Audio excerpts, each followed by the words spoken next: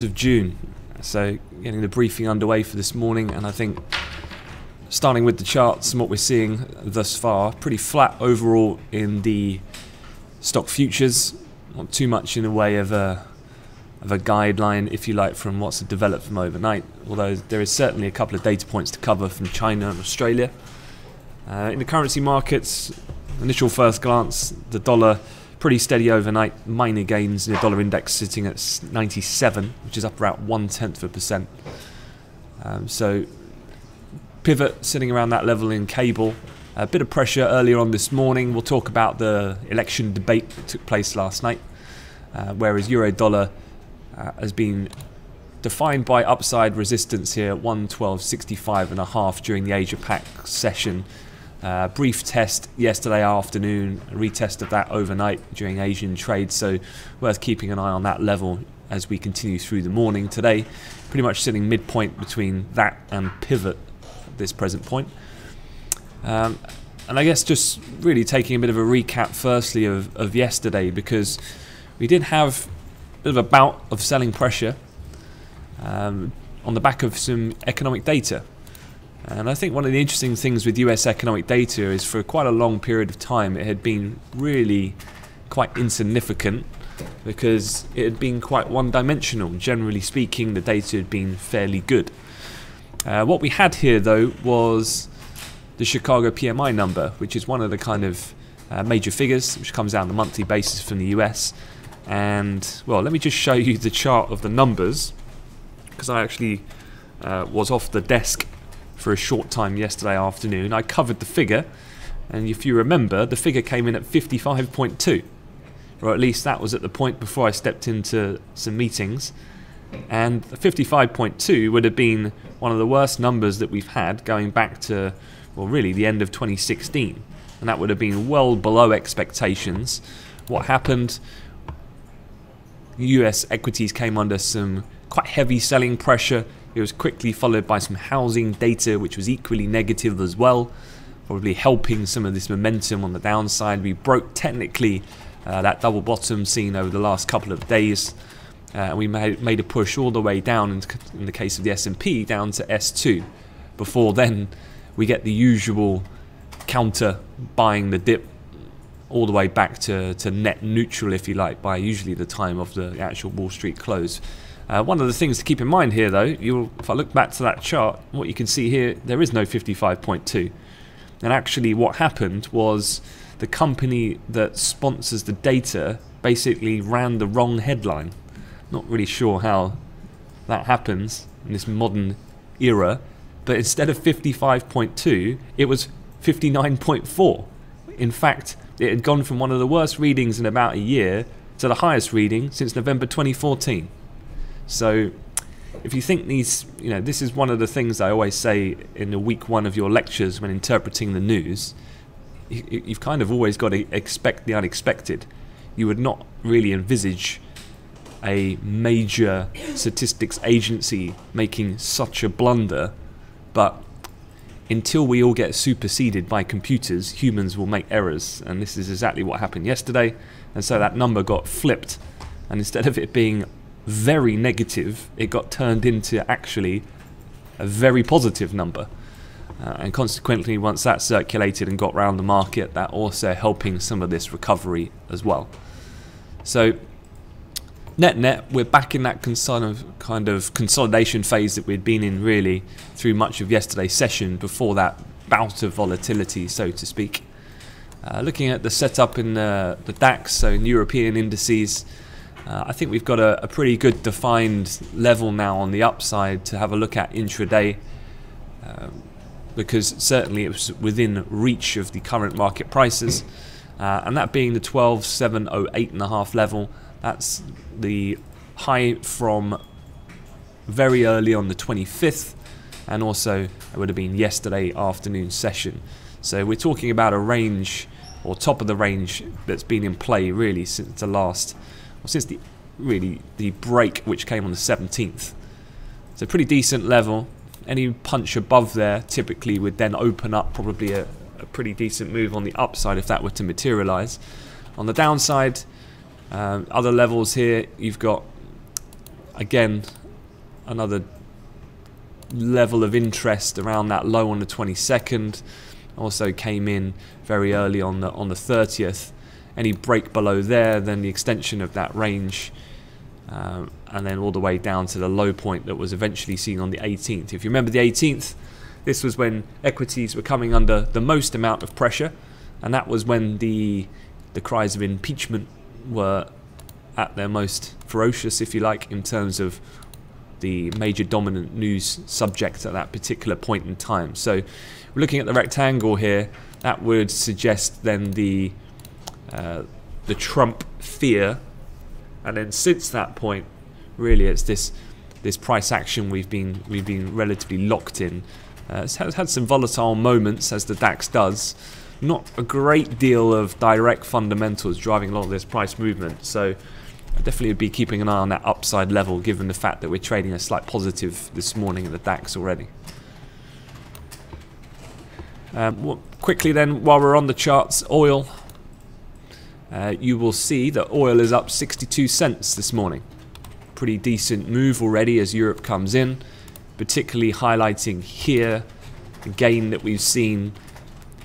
You know, we gained about 60 cents overnight, 60, 70 cents. Pretty decent move for the Asia Pac session, which typically tends to be fairly quiet for crude movement.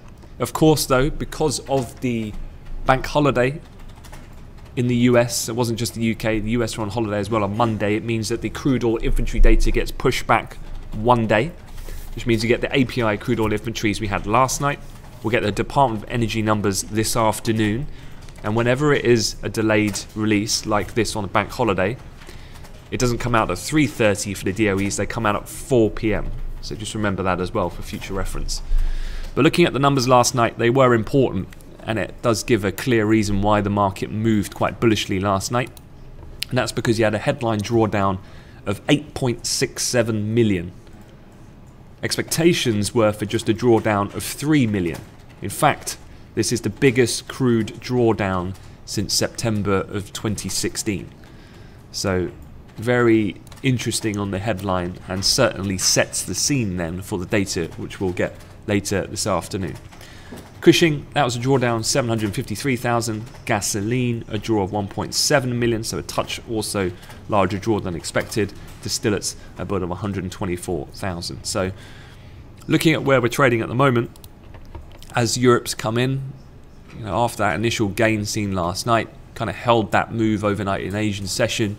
UK, European participants have stepped into the market, used the pivot as a bit of a launch pad, if you like, for another push back in towards this $49 handle, is where we trade at the moment, up 66 cents. So it would not be, I guess, too surprising, just given the size of that draw, to see this crude price just gradually edge higher as it pre-positions for the fact that normally the Department of Energy numbers will be in sync with the APIs. Whether that will materialize or not will yet to be seen, of course, until this afternoon.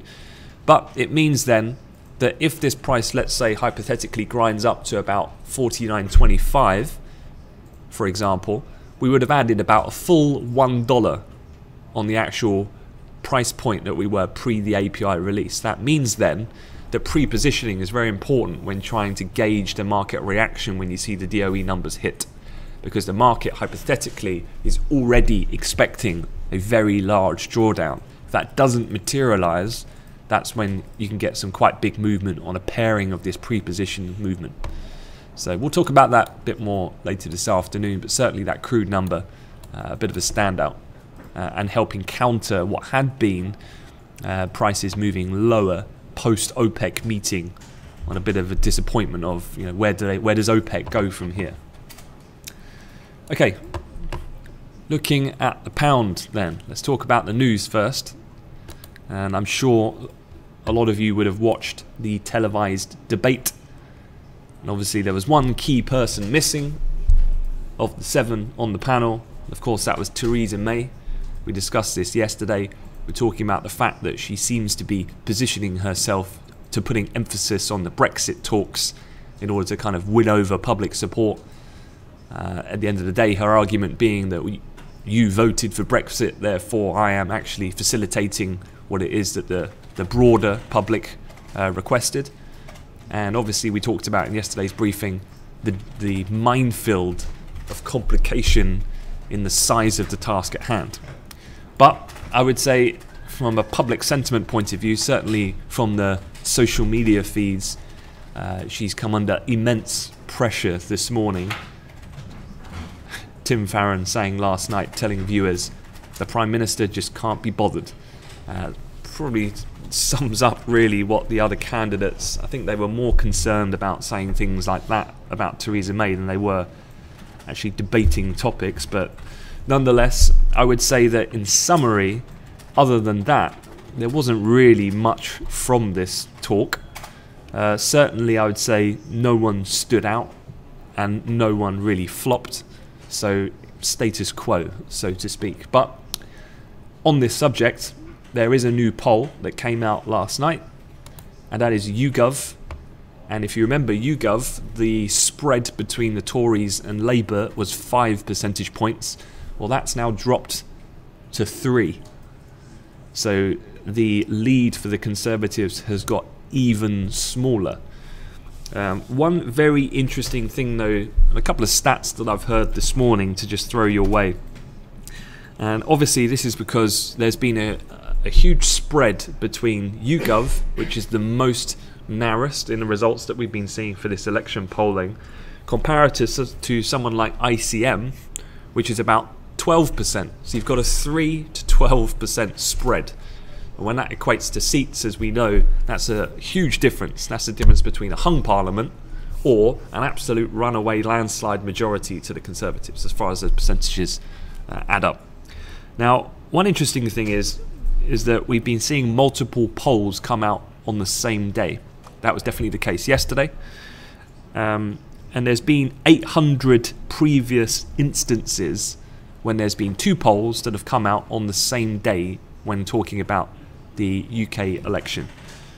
They have had, on average, a divergence of approximately 3.5%, whereas the divergence we're getting at the moment is anywhere between 6 to 12% in more broadly speaking terms.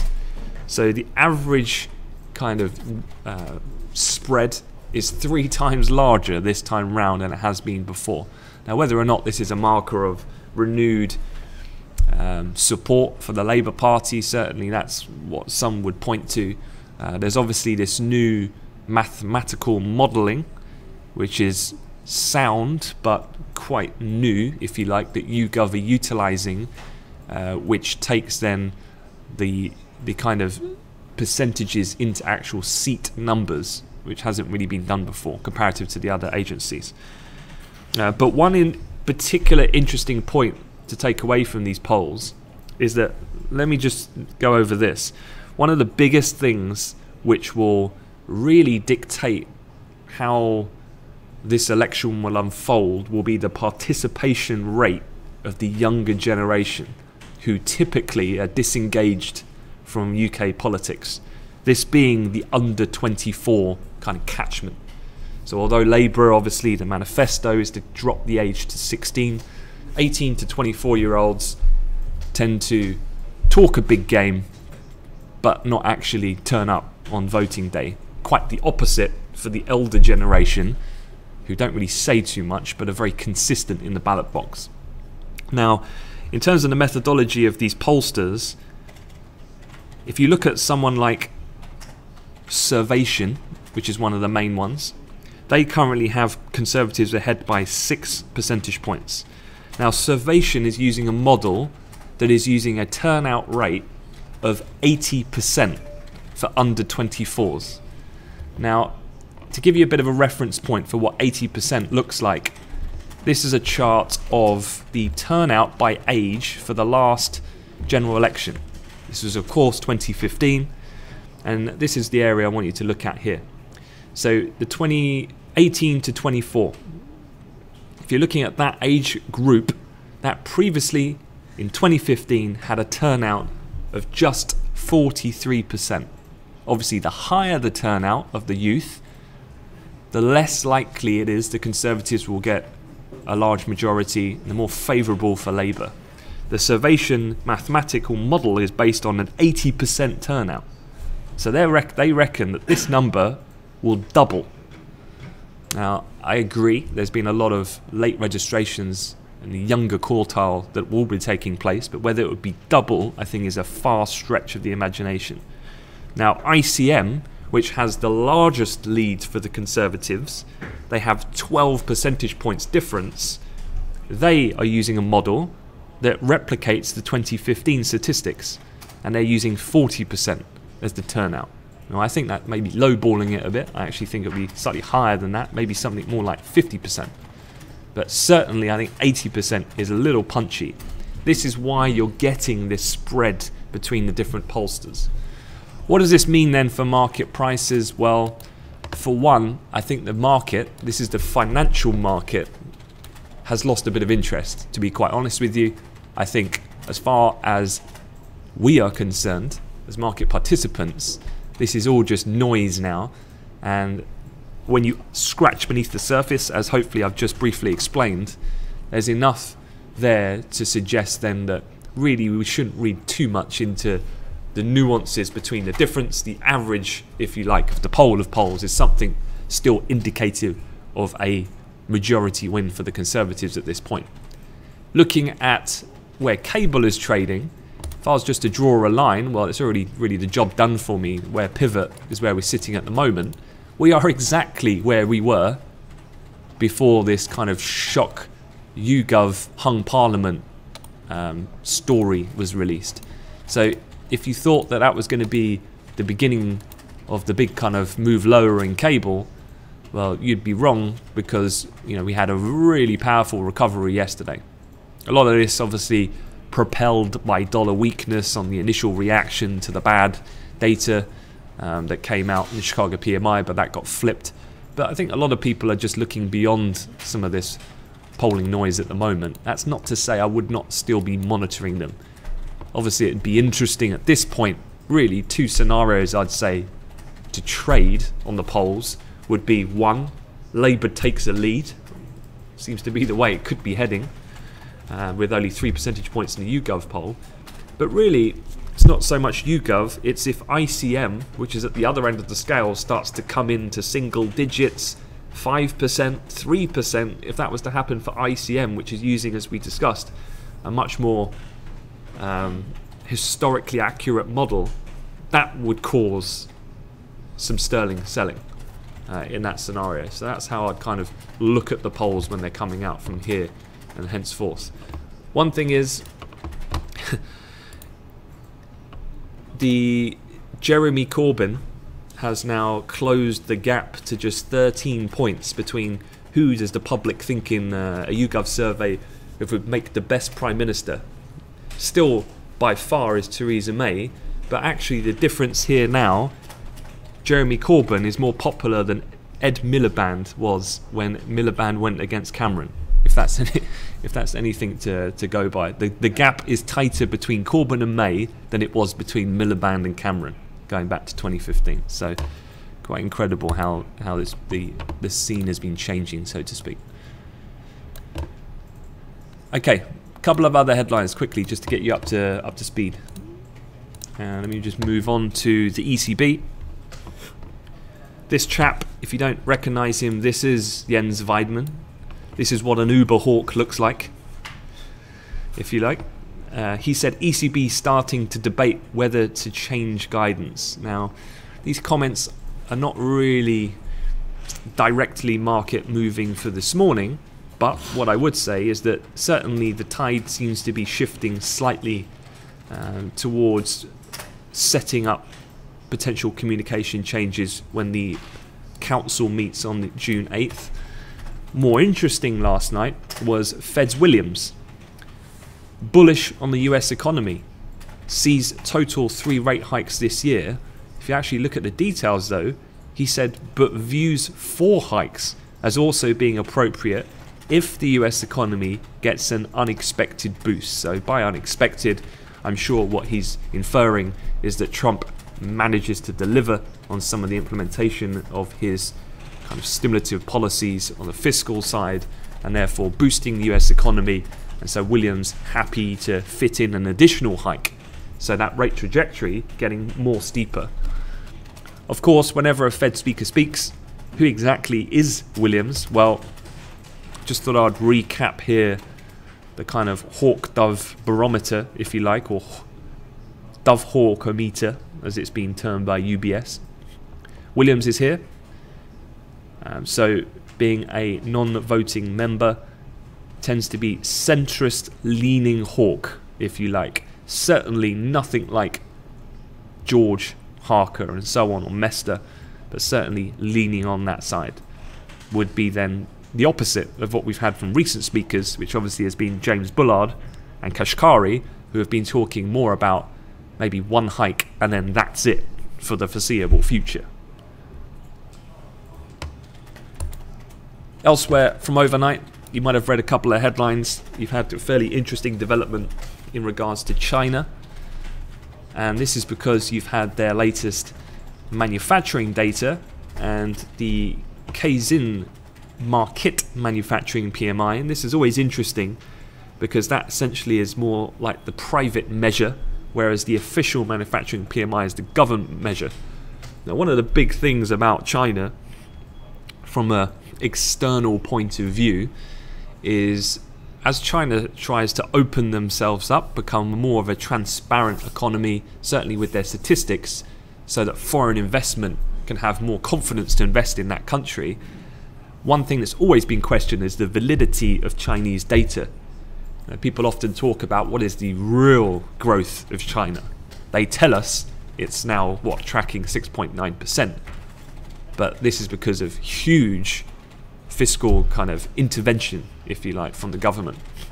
So this is quite telling because what you're seeing here from the manufacturing data from overnight, and although internal consumption or the service sector is becoming more prevalent in China, it certainly is nothing to the size of manufacturing, which is still ultimately key driver of the Chinese economy.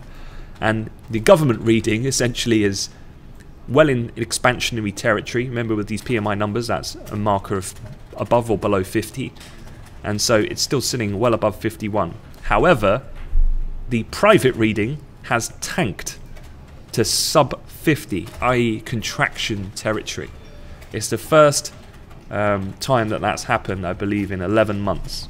So quite interesting to see that development overnight. China, has it had much of an impact on the market this morning?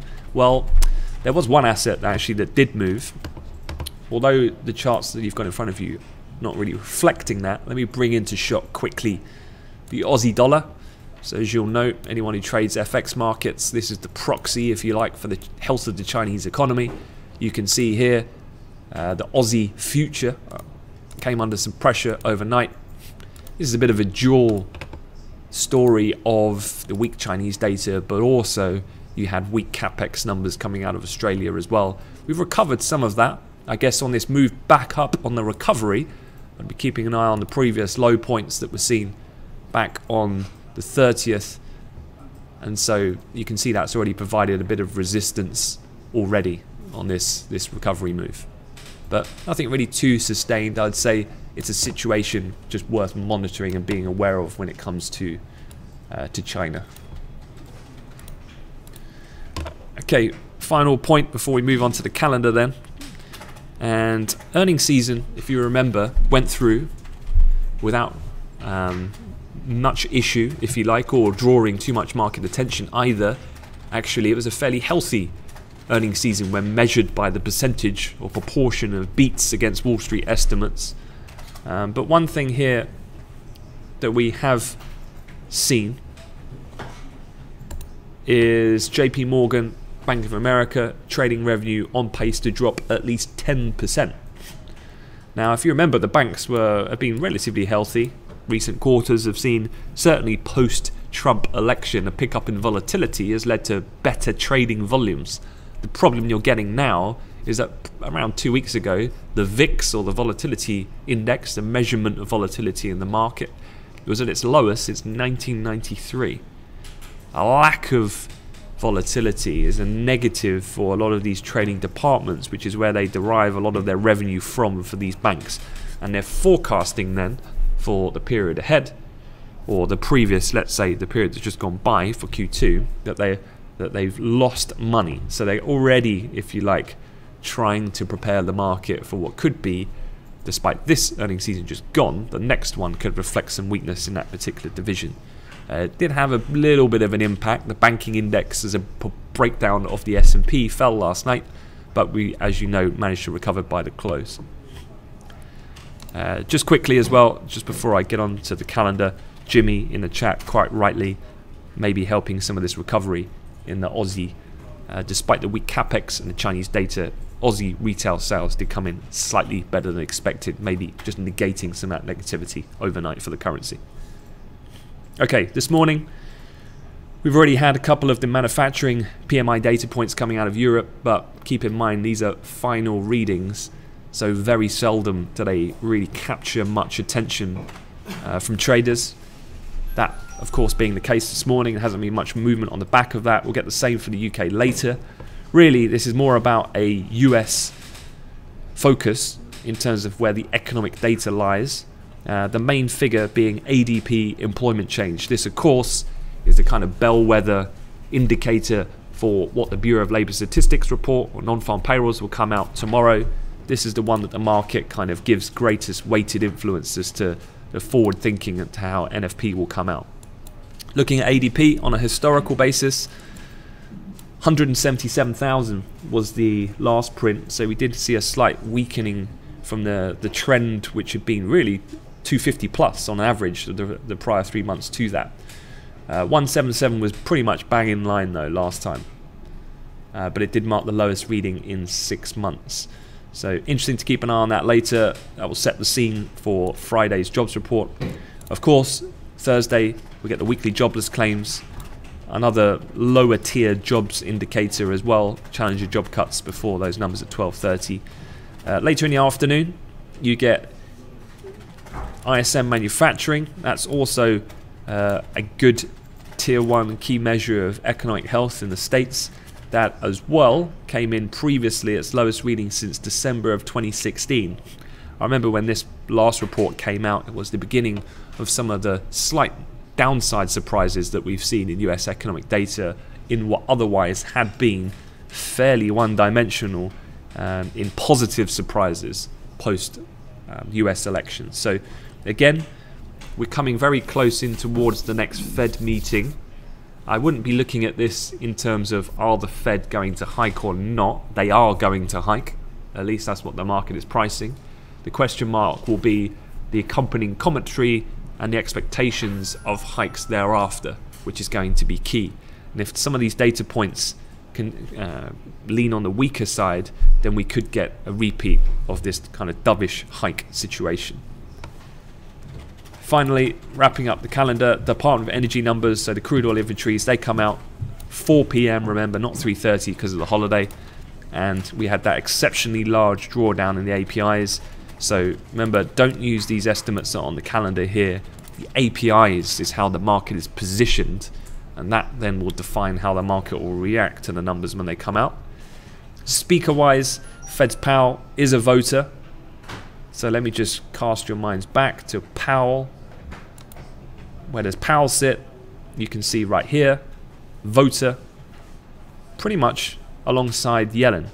So if you're looking for actually what is the Fed really thinking, what can often be a good way to look at this is that when Bullard speaks, you know it's going to be one-dimensional, very, if you like, dovish. You know when George speaks, it's going to be uber hawkish. Sometimes it's quite good to hear from these centrist but slightly dovish members like Powell or Dudley, because they are closely aligned to similar views to the Fed chair Janet Yellen. So I would definitely be paying attention for any commentary, given that Powell is talking on thoughts of normalization of monetary policy, which is exactly the process of which the Fed are going through. So that will be important. Lautenschlager, leaning hawk, Sabine talking in Washington. We'll be looking out for that. And then Trump has also tweeted last night. Let me see if I can quickly bring it up. There was EU's Tusk tweeted. This is the world we live in now. EU's Tusk has tweeted the real Donald Trump, saying, please don't change the political climate for the worse. So high-level political negotiations is now done via Twitter accounts. So if you didn't believe me in week 1 of your lectures about how important Twitter is, there you go. Need I say any more? Okay guys, that's it. Have a good session. Any questions, feel free to pop them in the chat. Happy to help. So going to be a couple of numbers to look out for in the morning, but generally speaking, it's going to be US data this afternoon. It will probably carry a little bit more weight. Okay, have a good session. Thank you.